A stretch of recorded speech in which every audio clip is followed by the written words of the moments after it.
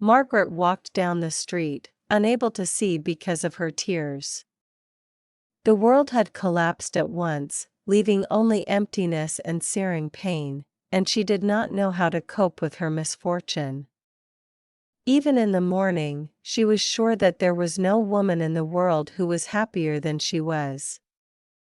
She has the most beautiful and loving husband, and nothing bad will happen to her. But then the news, her husband Alexander has another wife. Margaret and Alexander have been married for 7 years. They met at a college party and have never been apart. They dated for 6 months, but it was enough to realize that they were made for each other. The happy wedding ended with a week's vacation by the sea, and then began a family life filled with love and reverence. There were difficulties, of course, but they supported each other. There were problems at work, but they laughed about the temporary lack of money and treated each other to a plate of instant noodles and a cup of cheap tea bags.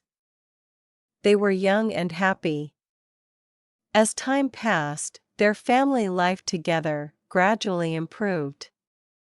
Alexander was already working in a managerial position. His income was enough for a comfortable life, but Margaret did not realize herself, and she was still doing simple tasks in a company, receiving an average salary.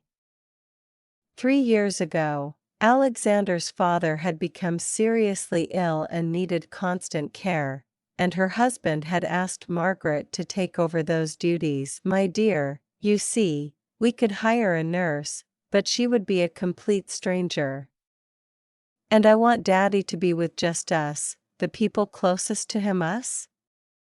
Margaret said in surprise, "Well, of course I can't be with him all the time because I have a job, but I'll come over as often as I can to buy things for Daddy and you." "Please, Margaret, do that." "What does your job have to do with it?" "It's a nerve-wracking job, and here you're busy and at home and everything, but I can't be torn between 2 houses. And who's going to feed you, clean the house, cook?" "Margaret, really, I can manage on my own, can't I?" After a little hesitation, she agreed. And the next day she began her new duties. As time went on, the old man's care took up all of her time, and the only thing that comforted Margaret in her volunteer work was the old man's glowing eyes. Then he was gone, and Margaret's life returned to familiar family life. But now she could not find a job in her specialty, but Alexander consoled her again, "Rest, you need it very much now." So Margaret became a housewife. One day she went to her father's house, which had been empty for about a year, and decided to tidy it up and take some of the things she had left behind.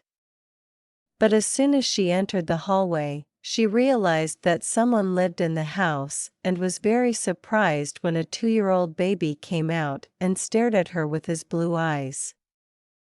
And out of the kitchen came his mother, an attractive woman who was clearly no more than 25 years old. "Who are you? And what are you doing here?" Margaret, confused, even forgot to say hello. "I'm Lucy, and this is my son Michael. We live here. What right have you to live here? This is my husband Alexander's house." "And who are you?" "Your husband's wife, by the looks of it." Margaret smiled and walked through the house without asking permission. Lucy took the baby in her arms and followed her everywhere. Margaret sat down on the sofa in the living room. "Is this Alexander's son?" "Yes, it is. Would you call him from your number, please?" Lucy obediently dialed the number, and a few seconds later her husband's familiar voice was on the phone. "Yes, Lucy, I'm listening. Is something wrong?" Margaret picked up the phone and said, "No, darling, everything is fine." "Margaret?" Alexander's voice sounded surprised. "What are you doing there? How could you? Why did you do this to me?" Margaret screamed, "Margaret, come home and I'll explain everything to you." Alexander replied, "What can you explain?" "That while I was taking care of your sick father, you started a new family? Lived in your own pleasure? I don't want to hear about you." "I get it. I don't want to see you. I don't want to see you at all." Margaret replied. Margaret handed the phone to the surprised Lucy and left the house, slamming the door behind her. And now she walked wherever she went, shedding tears. "Traitor, traitor," Margaret mentally scolded her husband. "He has a child. What about me? What about me?" Margaret had always dreamed of having children, from the first days of their marriage, but she had never been able to conceive. Many times she had considered going to the doctor, but each time Alexander had discouraged her, and then, while caring for a sick old man, the thought of having a child of her own had left Margaret. She had no time to think about it. Deep in her heart, she hoped that of the two of them, she was not to blame for her inability to conceive. And now Alexander's son had proven her wrong. Now she realized that she was barren and alone. Now she has, and will have nothing, no family, no children, no job. No one needs her. No one, not even herself. It started to rain, but it was as if she didn't even notice it, walking down the street without thinking about where she was going. The phone in her pocket rang insistently, but she paid no attention to it. Only when she felt terribly tired did she look around, saw an old bench under a tree, and sat down, leaning her head against the rough trunk of the tree. Margaret closed her eyes, felt her whole body grow leaden, and fell into a heavy, prolonged sleep. Dusk was falling. Drops of increasing rain pelted her face, but Margaret was unable to open her eyes and seek shelter. She didn't care. At the same time, 3-year-old Peter, who had escaped from his grandmother, was splashing through the puddles, enjoying the splashes that flew from under his bare feet. "Peter, this is what I'm going to do to you." "Where are you going in those puddles? You'll get cold and sick." "What am I going to do with you?" cried the old woman, trying to catch up with her grandson, but she could not. Eventually, she managed to pick up the baby, but immediately let him go, groaning from the pain in her lower back, and turned to look for a bench, only to see a woman sitting under a tree. The older woman shuddered, wondering if she was alive, then walked over to Margaret and touched her arm. "Are you all right? Why are you sitting out here in the rain? Has something happened to you?" Margaret opened her eyes. "Don't worry, I'll be right out. I'm here by accident. I was just walking and got lost." "Where are you going? It's so dark outside." "Come on, let's go to my house. I live with my grandson. My name is Samantha and my grandson is Peter." It was only then that Margaret noticed the head of a boy with big eyes peeking out from behind the old woman. Margaret stood up, thanked the old woman, and held out her arms to the boy. "Let me carry you," she suddenly suggested, and he gladly climbed on top of her, pushing up his cold feet. Half an hour later, after the baby had been bathed and Margaret had cleaned herself up, she sat in the kitchen with Samantha and her grandson, drinking hot tea, wanting to talk, telling them all about herself, not hiding any details from the older woman. "Samantha, why did my husband do this to me? I did everything for him, loved him, took care of him. And what happened?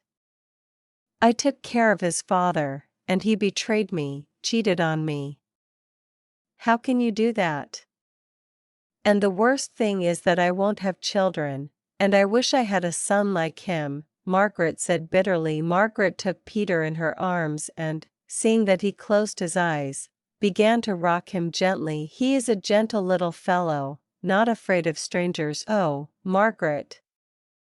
That's why he's so affectionate, because he lacks a mother's love. His mother, my sister-in-law, like your husband Alexander, was also a cheater. She cheated on Steve, my son. Peter wasn't even a year old. Steve was always traveling, making money for his family. But she turned out to be like that. She gave up her husband and her son. She'll come back. She'll go for a walk and come back. How can I leave my son? No, she won't come back. She's dead. She had a car accident. She was with a man and they died together. I don't know the details, Steve told me. Turns out she also sold the house they shared to some crooks. Embezzled the money. I don't want to say any more about her. After all that, Steve came to me with my grandson, asked me to take care of the kid, said I had to finish my contract. So I let him go. I'm taking care of my grandson myself. And every day it gets harder and harder. He's a very mobile child. He fell asleep in your arms, said Samantha. Margaret got up and carried the baby to bed, then helped the old woman clear the table and wash the dishes, and as she fell asleep she was surprised to think that she had not thought of Alexander at all for several hours. 2 months passed. Margaret lived with Samantha and Peter, doing all the housework, taking care of the baby and his grandmother, and becoming very attached to them. She seldom went out into the city, went to the store down the street for groceries and household items, and enjoyed life in the private home. Alexander tried to call her at first, but she wrote him to forget her existence and turned off the phone, which had become unnecessary to her. One evening, Samantha gave a strange moan and sat down in a chair, then suddenly began to collapse on her side. Margaret ran to her, held her down, struggled to get her to the couch, ran to the phone and called an ambulance. Within 20 minutes, the doctor arrived, examined her, and took her to the hospital for evaluation. From that day on, Margaret's worries increased. Now she visited the old woman in the hospital, bringing her home-cooked food and reassuring her, promising that everything would be all right. Peter never let go of Margaret's hand, and Samantha thanked God that she had someone to leave her beloved grandson with. One night, Margaret was putting Peter to bed. She was reading him his favorite book, tucking him in, covering him with a blanket, and humming a little song when suddenly he looked over her head and jumped out of bed, crying, "Daddy! Papa!" Margaret turned and saw a tall, handsome man standing in the doorway with a surprised face, looking at her without understanding. Then he took his son in his arms, kissed him and asked, "Peter, who is this woman?" The boy took his father's face in his hands, looked into his eyes, and whispered in all seriousness, "That's my mother. Only it's a secret." 2 years had passed since Steve had discovered Margaret in his home. They were married and very happy.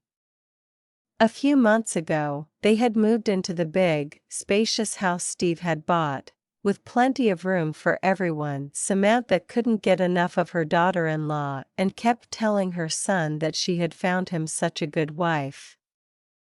Peter had long called Margaret Mom and she was genuinely happy about it, showering the boy with unspent motherly love. One day, Margaret met Alexander. He saw her and rushed over. "Margaret, darling, hello. I'm so glad to see you. How are you?" "I'm fine." "Not so good for you, I see, not so good." I'm divorced, Margaret. She cheated on me, got pregnant by another man, and just wanted to get back at him, show him she could live without him. I raised someone else's child for 3 years thinking it was mine, can you imagine? And then she reconciled with her ex-boyfriend and went back to him. Margaret, I miss you so much. Let's try to start over. You love me. And I love you. Oh, really? You're too late, Alexander, with your love. I don't need it now, Margaret, you're childless. Who needs you but me? No, I'm not childless. Margaret grinned contemptuously. But that's none of your business. A car pulled up nearby, and Steve got out and waved to Margaret. She ran to him.